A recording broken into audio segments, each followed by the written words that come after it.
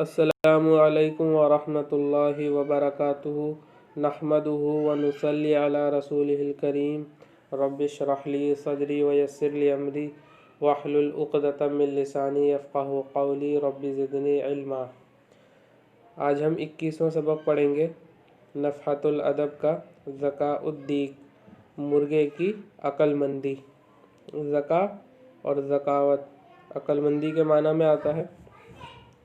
मर्रा सालबुन बि इहदल क़ुरा बअद अन ग़रबतिश शम्सु। सालब कहते हैं लोमड़ी को। एक लोमड़ी एक बस्ती से, बि अहदल क़ुरा, अहद उनकी मुअन्नस इहदा आती है, और जब एक के माना में किसी चीज़ को लेना हो तो इस तरीके से इस्तेमाल करते हैं। पीछे भी इस तरीके के जुमले आ चुके हैं, आपको याद होगा।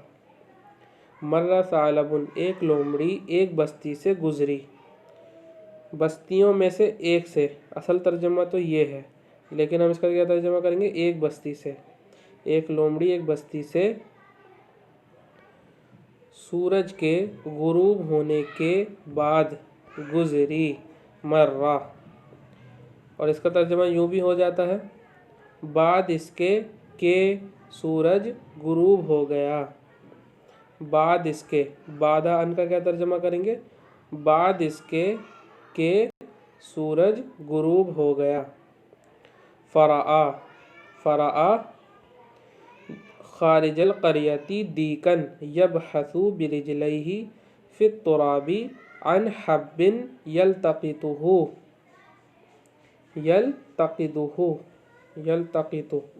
फ़तक़द्दम सालबु इलैहि व हय्याहु। क्या तर्जमा हुआ, तो उसने फ़राआ, तो उसने देखा। किसको देखा, मुर्गे को। कहाँ, बस्ती के बाहर। तो उसने बस्ती के बाहर एक मुर्गे को देखा जो अपने दोनों पैरों से मिट्टी में तुराब मट्टी में एक दाने को ढूंढ रहा था। जिस चीज़ को ढूंढेंगे, बहसा यबहसु अन के साथ इस्तेमाल होगा। जिस चीज़ को ढूंढेंगे उस पर अन दाखिल होगा, और जिस चीज़ के ज़रिए ढूंढ रहा था उस पर बा दाखिल हुआ है। तो अपने दोनों पैरों से मिट्टी में एक दाने को तलाश कर रहा था जिसको वो खाता। इल्तक़ता यल्तक़ितु इल्तिक़ातन के माना होते हैं दाना चुंगना, जिसको वो चुंगता यानी खाता। यल्तक़ितुहु। फ़तक़द्दम सालबु इलैहि व हय्याहु, तो लोमड़ी उसके पास आई। इसका तर्जुमा हाँ लोमड़ी होगा। सालब लोमड़ी को कहते हैं, और दीक कहते हैं मुर्गे को। मुज़क्कर के लिए इस्तेमाल होता है दीक।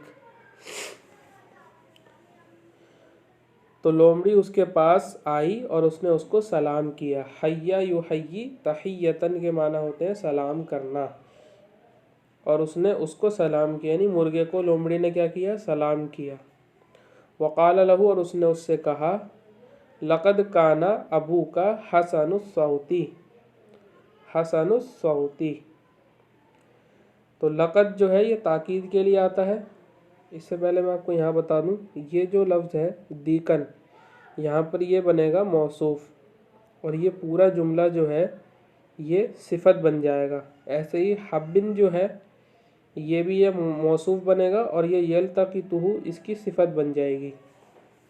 तो जब कभी जो है नकिरा, कोई ऐसा लफ्ज़ हो, इस्म हो जो नकिरा हो, यानी जिस पर तनवीन आ रही हो, और उसके बाद कोई जुमला हो या कोई फ़ेल हो, तो वो पूरा जुमला उसकी सिफत बन जाता है। क्या बन जाता है, सिफत। तो हब्बिन के बाद भी एक जुमला आ रहा है, इसमें देखिए फ़ाइल भी है, मफ़ूल भी है, ये पूरा एक जुमला है। ये इस नकिरा के बाद आया तो ये इसकी सिफत बन गया, और दीकन के बाद ये पूरा जुमला आया है तो ये भी इसकी सिफत बन जाएगा। जब नकिरा के बाद कोई जुमला है तो सिफत बनता है, उसका तर्जमा ऐसे या वैसे से करते हैं। ठीक है, तो इसका ध्यान रखें। जैसे कि मैंने अभी यहाँ किया था, मैंने एक का लफ्ज़ का इस्तेमाल किया था, लेकिन यहाँ पे मैं बता देता हूँ आपको। तो उसने बस्ती के बाहर एक मुर्गे को देखा जो अपने दोनों पैरों से मट्टी में ایک ایسے دانے کو تلاش کر رہا تھا جس کو وہ چونگتا کھاتا.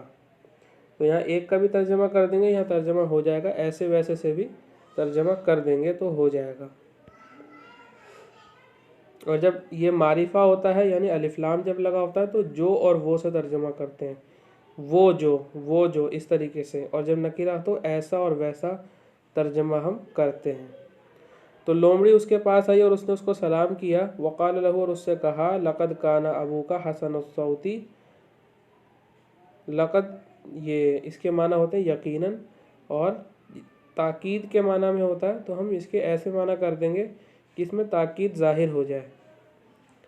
تو کیسا ترجمہ کریں گے؟ تو یقیناً سے ہی کر لیتے ہیں. یقیناً آپ کے والد اچھی آواز والے ہیں. حسن الصوتی اچھی آواز والے ہیں. یا پھر یوں بھی کر سکتے ہیں آپ کے والد کی آواز بہت اچھی تھی. یا پھر آپ کے والد تو بہت اچھی آواز والے تھے.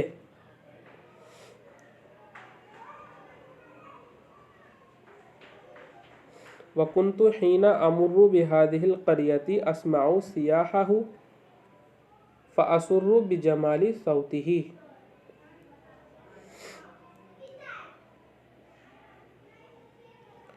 اور جس وقت، حینہ کا ترجمہ ہوگا جس وقت. فعل کے ساتھ یہ آ جاتا ہے لفظ، فعل مضارع کے ساتھ. تو جس وقت کا ترجمہ کریں گے اس کا. اور جس وقت میں اس بستی سے گزرتی تھی. کنتو امر، کانا کے بعد فعل مضارع آئے تو پاسٹ کنٹینیوس کے معنی میں ہو جاتا ہے، یعنی ماضی میں کوئی کام مسلسل کرنا. جس وقت میں اس بستی سے گزرتی تھی کنتو امر اسمع سیاحہ، تو میں ان کی آواز سنتی تھی. سیاحہ اصل چیخنے کے معنی میں آتا ہے، چیخنا، شور مچانا، تیز آواز سے بولنا، اس معنی میں ہوتا ہے. لیکن جب پرندے یا جانور کے ساتھ استعمال کریں گے تو گانے کے معنی میں ہم اسے لے لیں گے، یا آواز کے معنی میں، مطلب ہی گانا. اسمع سیاحہ، تو میں ان کی آواز سنتی تھی. جس وقت میں بستی سے گزرتی تھی تو میں ان کی آواز سنتی تھی. فَأَسُرُّ بِجَمَالِ صَوْتِهِ، سر یسر معنی خوش ہونا. تو ان کی آواز کی خوبصورتی، یعنی ان کی خوبصورت آواز مجھ کو خوش کرتی تھی. اسر، جو چیز خوش کرے گی اس پہ با داخل کریں گے.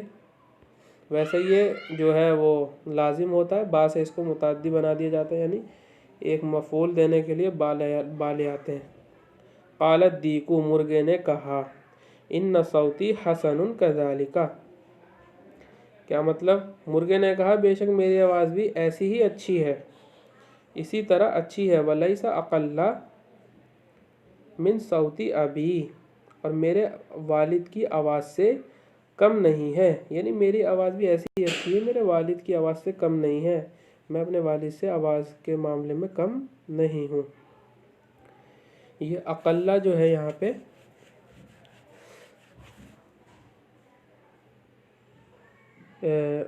اس میں تفضیل ہو جائے گا. اقلہ اس میں تفضیل. ثم اغمض عینیہ وصفق بجناحیہ. اغمض یغمض آنکھ بند کرنا. ثم اغمض عینیہ پھر اس نے اپنی آنکھوں کو بند کیا. اغمض وصفق بجناحیہ. صفق تالی مارنے کے معنی میں ہوتا ہے. صفق تالی مارنے کے معنی میں ہوتا ہے. اور جب بھی جناحن کے ساتھ اس کا معنی ہو جائیں گے پروں کو پھڑ پھڑانا. اور اپنے پروں کو پھڑ پھڑایا، یعنی تالی مار رہا تھا وہ بھی، اور اس نے اپنے پروں کو پھڑ پھڑایا. وصاح اور گایا، اور اس نے گایا. فوثب الثعلب علیہ. وثب پیچھے آ چکا ہے، پیچھے والے سبق میں کودنے کے معنی میں آتا ہے، جس پر کودیں گے اس پہ اعلیٰ داخل کریں گے. فوثب الثعلب علیہ، تو لومڑی اس پر کود پڑی. وَأَخَذَهُ بَيْنَ أَنْيَابِهِ. انیاب جو ہے، جو ہمارے منہ کے اندر سائیڈ میں نکیلے دانت ہوتے ہیں ان کو انیاب کہتے ہیں. انیاب 4 ہوتے ہیں، وہ انیاب کہتے ہیں انہیں. وَأَخَذَهُ بَيْنَ أَنْيَابِهِ، اور اس نے اس کو یعنی مرغے کو اپنے دانتوں کے درمیان دبوچ لیا، وجرا اور دوڑی، فأحست به کلاب القریتی وجرت وراءہ، تو اس کو بستی کے کتوں نے تاڑ لیا، یعنی بستی کے کتوں نے بھانپ لیا، یعنی ان کو محسوس ہو گیا۔ احس یحس احساسا، یعنی محسوس ہو جانا، بھانپ لینا، تاڑ لینا۔ فأحست به کلاب القریتی، تو اس کو بستی کے کتوں نے بھانپ لیا، وجرت اور وہ وجرت وراءہ اور وہ اس کے پیچھے دوڑے۔ فقال الدیک للثعلب، تو مرغے نے لومڑی سے کہا، ان اردت ان تتخلص من هذه الكلاب فقل لها، کیا کہا، اگر تو چاہتی ہے کہ ان کتوں سے خلاصی پائے، تخلص یتخلص تخلصا، خلاصی پانا یعنی نجات پانا، اگر تو چاہتی ہے کہ ان کتوں سے خلاصی پائے، نجات پائے، فقل لها، تو ان سے کہہ، تو ان سے بول، ان هذا الدیک لیس من قریتکم ولکنہ من قریۃ اخری، بے شک یہ مرغا تو تمہاری بستی کا نہیں ہے، بلکہ، ولکنہ کا ترجمہ یا بلکہ سے کر لیں گے کیونکہ لیکن سے صحیح سے ترجمہ ہو نہیں پائے گا، بلکہ دوسری بستی کا ہے، یعنی دوسری بستی سے ہے۔ فلما فتح الثعلب فمه وتكلم سقط الديك من فمه وأخذ يجري نحو القرية، تو جب لومڑی نے اپنا منہ کھولا اور بات کی، مرغا گر گیا، من فمہ اس کے منہ سے، تو مرغا اس کے منہ سے گر گیا اور وہ بستی کی طرف دوڑنے لگا۔ اخذ یہ یہاں معاون فعل کے معنی میں ہوگا، یعنی ایک فعل کی معاونت کر رہا ہے، یعنی اس کو اس کی طاقت کو بڑھا رہا ہے، یعنی وہ اس کے معنی کیسے ہوئیں گے، وَأَخَذَ يَجْرِي دوڑنے لگا، نحو القریتی، نحو کے معنی طرف کے بھی آتے ہیں، تو کیا ترجمہ ہوگا، بستی کی طرف، اور وہ بستی کی طرف دوڑنے لگا۔ فَأَصِفَ الثَّعْلَبُ لِضِيَاعِ فَرِيسَتِهِ، فریسہ کسے کہتے ہیں، فریسۃ، شکار کو فریسہ بھی کہتے ہیں۔